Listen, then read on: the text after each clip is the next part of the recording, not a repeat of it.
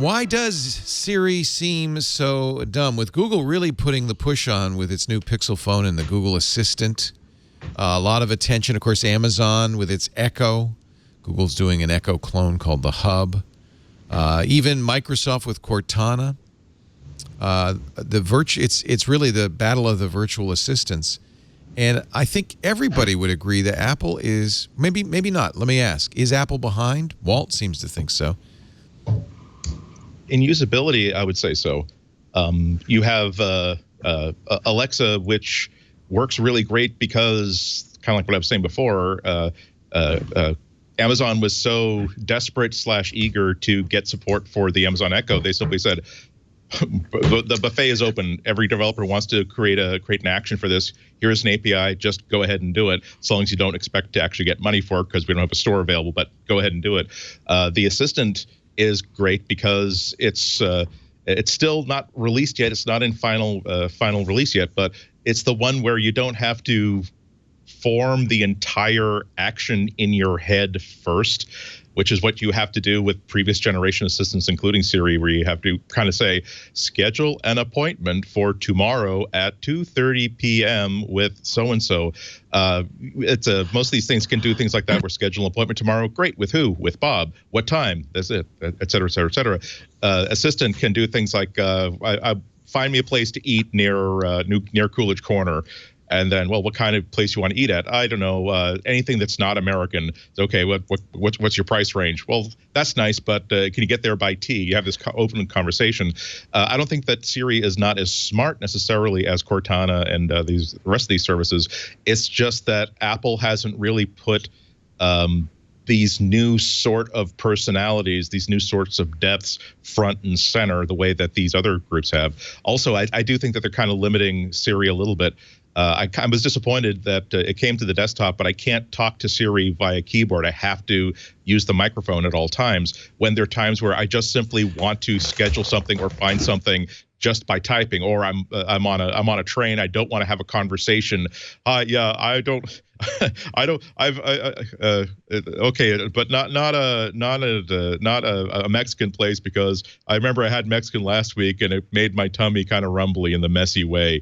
Oh, no, I can't eat onions after 3 p.m. You want to have those conversations out loud. Siri is still just by voice, whereas Cortana and the Assistant, these Microsoft and Google seem to be finding ways to put that assistant in other places, in other contexts. So I don't think it's necessarily dumber, but I don't think that it's been showing consumer-facing evolution as fast as these other services have.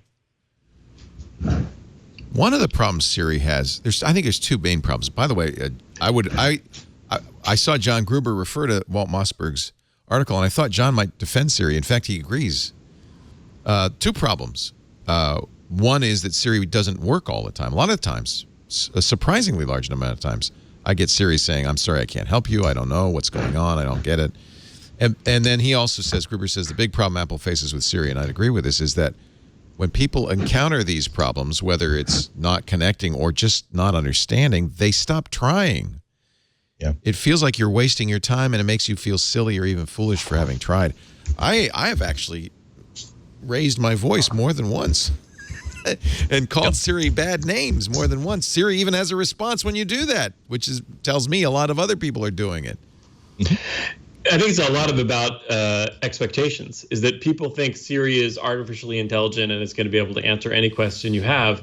And if Apple had set expectations a little lower, then we wouldn't be so suddenly disappointed when it didn't do everything we dreamed it would. Although it seems to me Siri, when it was first created before Apple bought it, did more than it even today does. The creators of Siri went on to start something called Viv, and they've just sold it to Samsung.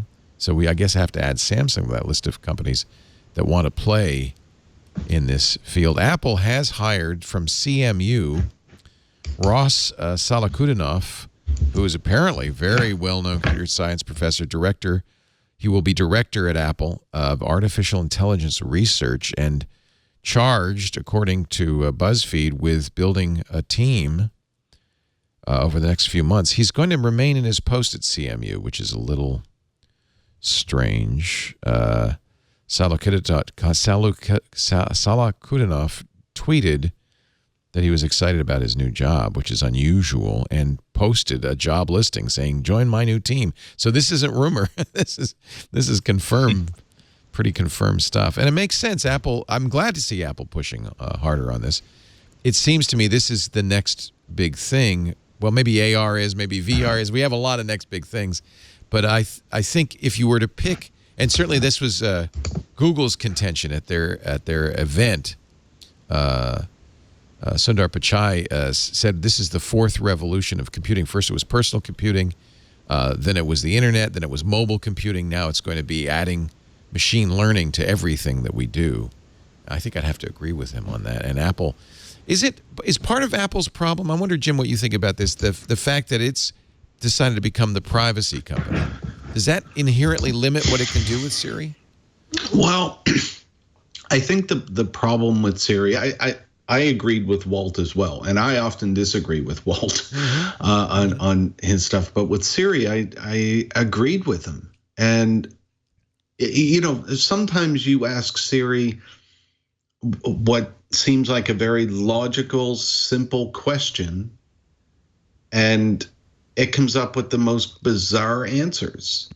And what does that lead you to do? It leads you to just stop asking the questions, because, like you said. Right. When you swear at Siri, Siri comes back with an answer. Well, if you can answer that, why didn't you answer my original question? I mean, so that's over time. What it's led me to do is to just stop. And so I set a timer with Siri, mostly on my watch. So when I want to burn my dinner, I can effectively burn my dinner with a timer. I play music with Siri often on my phone and my watch. When I'm driving, I'll often, just press Siri and say, play Metallica, and it'll shuffle Metallica songs until I tell it to stop. So that part of Siri seems to work fine. Asking Siri for sports scores or the upcoming schedule for the Boston Bruins, which is the best hockey team ever. You get results that it could be the Boston Bruins. It could be something completely unrelated to sports. It could be anything. You don't know. And it depends on how you ask the question. And we all ask questions differently. So it just led me, and I'll tell you, what I started doing when I would ask Siri a question and it would come up with these bizarre answers, I would then go to Google and ask Google the same question. And more often than not, Google would have the answer.